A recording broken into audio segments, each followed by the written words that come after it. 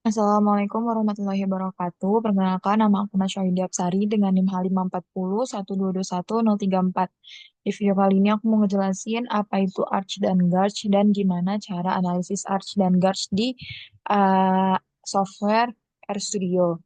Jadi pertama Arch dan Garch itu apa? Arch itu autoregressive conditional heteroscedasticity dan Garch itu generalized autoregressive conditional heteroscedasticity. Jadi mereka berdua ini adalah model statistik yang digunakan untuk menganalisis volatilitas dalam data deret waktu atau time series.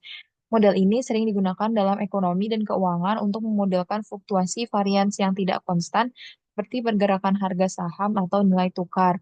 Kenapa Arch dan Garch ini ada? Jadi kan data ekonomi dan bisnis itu sering ada volatilitasnya atau fluktuasi tajam yang membentuk pola tertentu. Nah, volatilitas ini tuh menunjukkan bahwa variansnya tidak konstan atau heteroskedastisitas, sehingga metode regresi biasa atau OLS tuh jadi tidak valid untuk data tersebut. Terus untuk menangani masalah tadi, jadi bisa digunain Arch sama Garch. Nah, Arch itu digunakan untuk memodelkan heteroskedastisitas dalam residual berdasarkan kesalahan error masa lalu.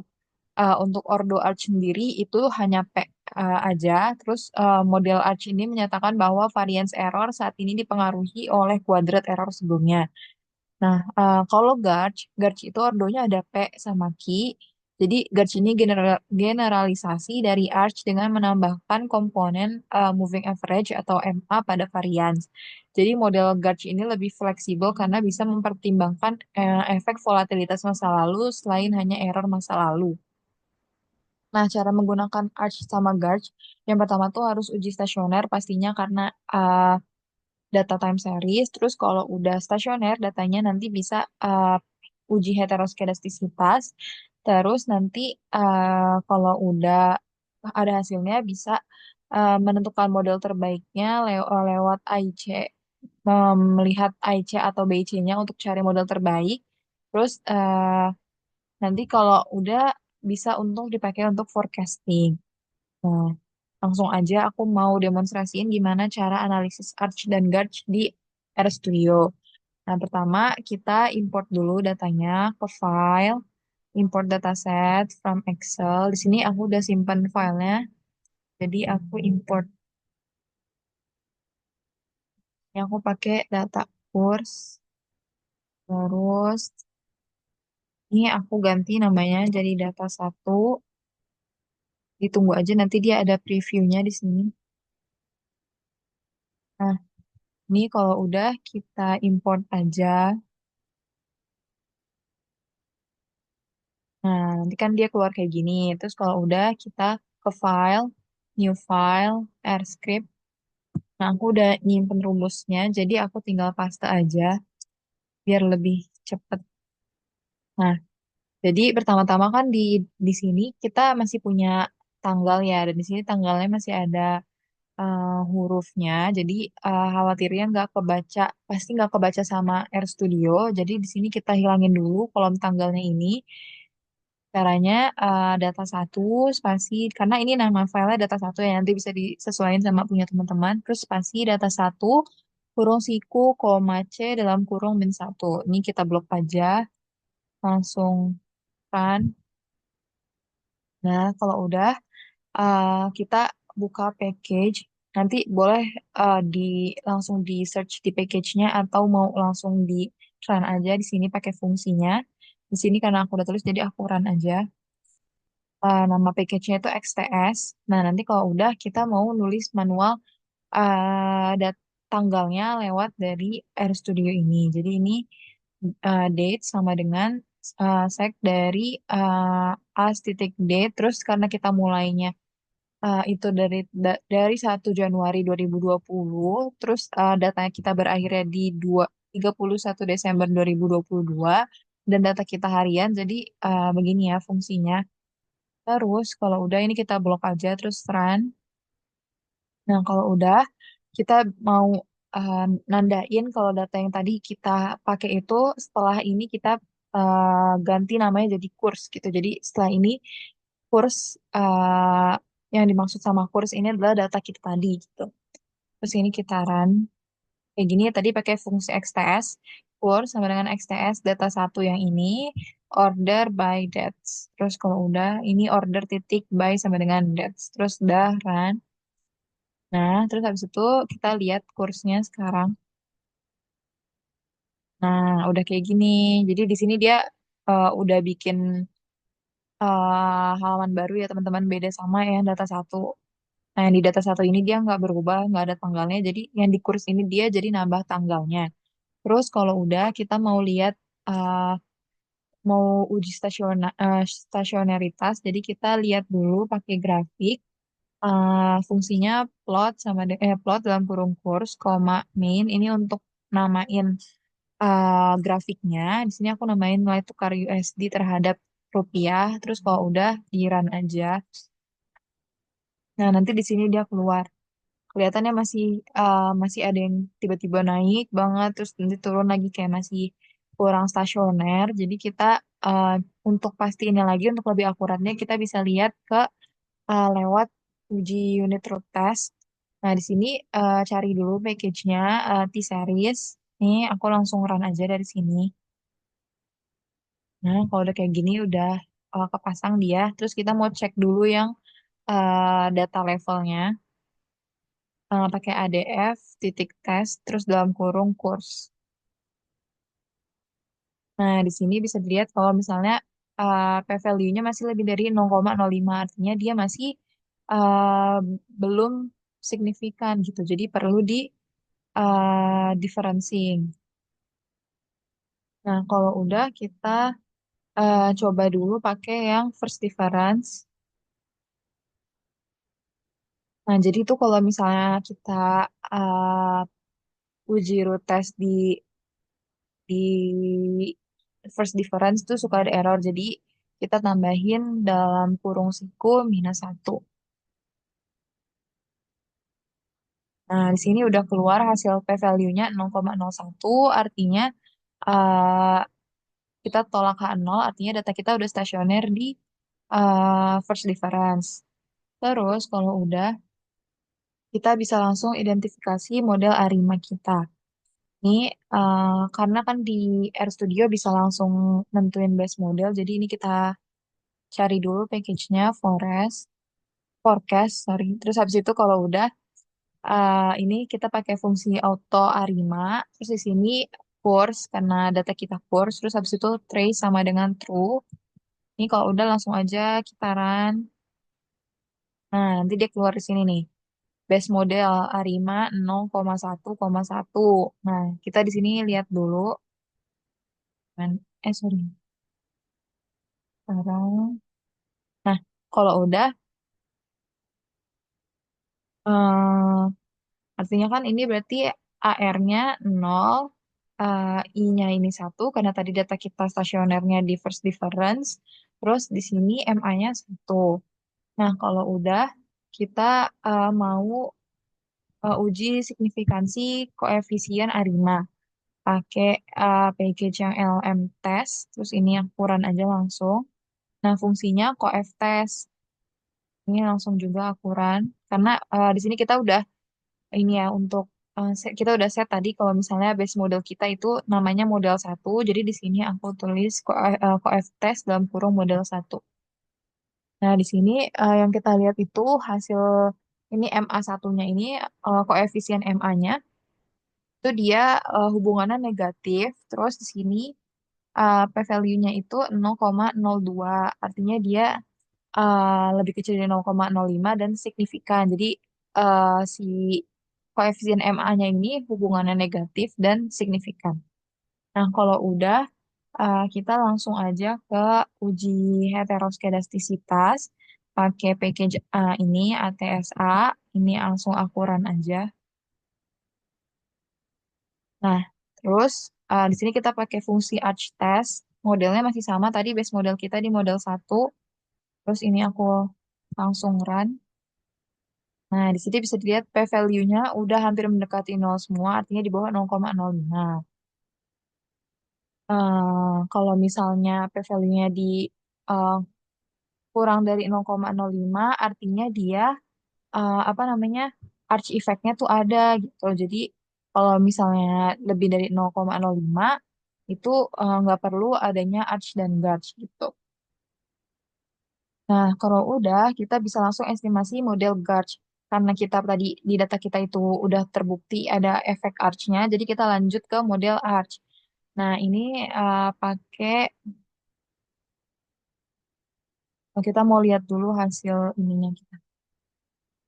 Ini kan kita tuh di Gauge ini kita nggak bisa pakai nggak bisa pakai first difference. Jadi data di Gauge ini harus level gitu. Jadi kita ubah dulu data tadi yang kita first differencein jadi ini gitu nama variabelnya.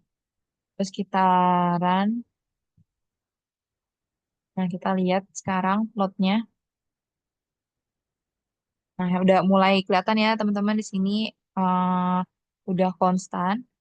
Terus abis itu kalau udah kita bisa langsung lanjut ke uh, model guards-nya tadi pakai package fguard. Terus di sini langsung run aja. Teman-teman kalau mau nyari search di package-nya langsung juga bisa. Terus di sini kita pakai model paling basic dulu, guard 10. Nah, di sini ini ada fungsinya nanti teman-teman langsung tulis aja begini. Jadi karena tadi base model kita tuh 0,1,1, tapi kan kita nggak bisa pakai data first difference ya, datanya kita harus data level. Jadi I-nya di sini dihilangin jadi 0,1 aja. Terus di sini gauge-nya kayak tadi aku bilang pakai model terbasic dulu 1,0. Terus datanya tadi kita jadinya pakai yang udah di differencing ya, notasinya decurs, terus try sama dengan false. Terus di sini di blok. Nah, kita kalau mau lihat hasilnya kita langsung summary guards 10. Nah, kita bisa lihat di sini langsung aja kita lihat AIC-nya. Kita juga bisa lihat LM Arch test-nya. Tapi di sini aku mau lihat AIC-nya aja 12,31. Terus kita coba model lain.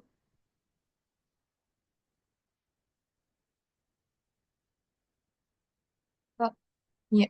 Terus kita run langsung. Terus kita lihat. Nah, di sini IC-nya 12,0. Kalau tadi kan 12,31. Artinya modelnya lebih baik yang Guard 11 karena AIC-nya lebih kecil yang Guard 11. Jadi kita akan pakai model yang Guard 11. Nah, kalau udah kita bisa habis ini kita bisa langsung visualisasi volatilitas atau standar deviasi model dari Guard. Kita bisa cari tahu standar deviasinya tuh gimana. Jadi ini kita pakai fungsi guard 11 at sigma dot t terus kita run. Nanti dia keluar kayak gini. Kalau udah, kita bisa langsung buat pola standar deviasi dari volatilitasnya. Jadi kita set dulu ini tanggalnya. Tadi kan kita udah bikin fungsi dat sat dat biasa ya, dat biasa nih di sini. Nah, sekarang kita bikin fungsi baru, dat 2. Ini yang kita ubah tadi kalau di sini 0101 sekarang kita jadi 0102. Ininya sama ke belakangnya. Terus udah nih kita run aja. Nah, kalau udah nih kita tulis lagi fungsi ini standar deviasi guard 11 at sigma t yang ini tadi order by dates. Terus di sini kita tambahin -1. Terus kalau udah di sini kita langsung aja kan.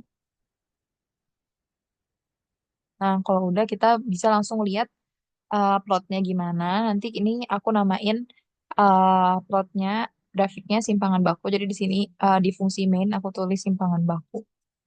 Terus kalau udah langsung aja di run. Nah, di sini dia udah keluar.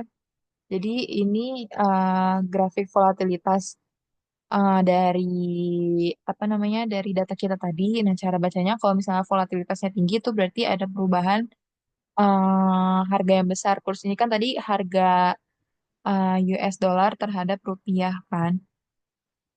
Nah, harga tukar nilai tukar US dollar terhadap rupiah. Jadi kalau misalnya volatilitasnya tinggi itu berarti ada perubahan harga yang besar.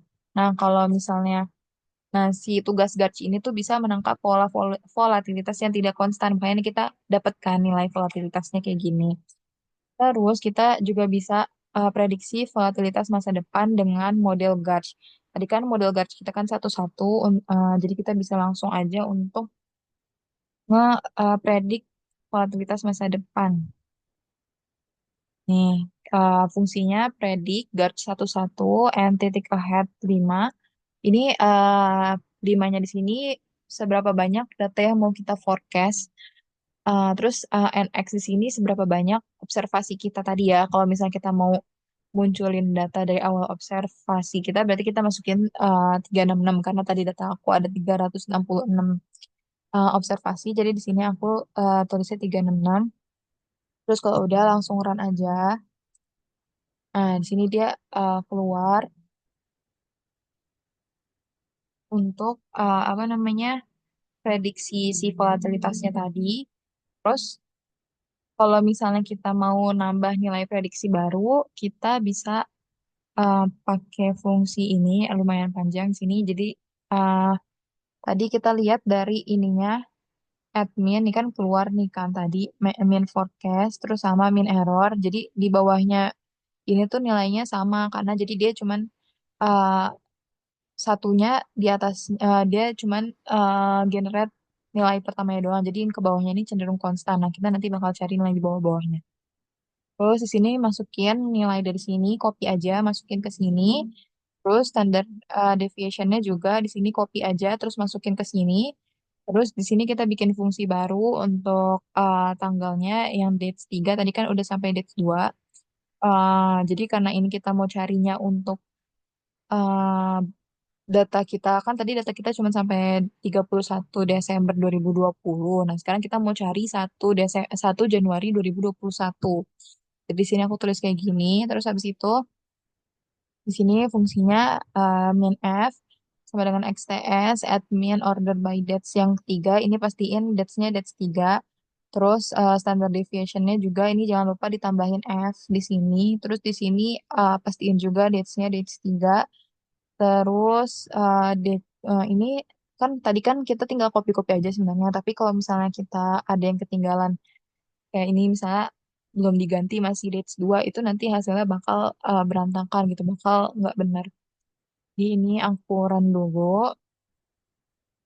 Nah, kalau udah ini kita mau satuin datanya tadi sama data yang sebelumnya udah kita bikin. Nah, kalau udah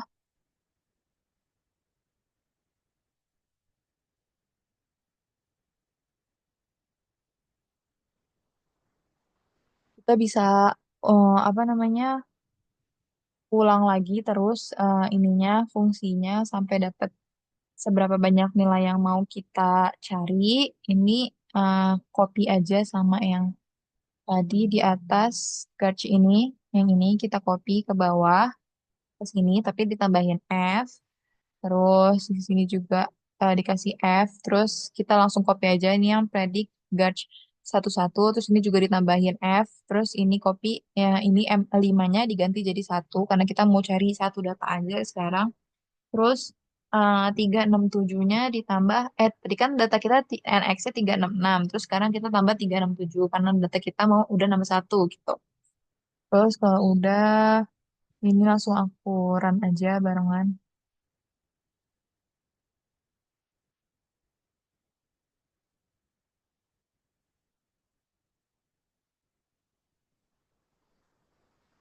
Nah, nanti dia keluar nilainya.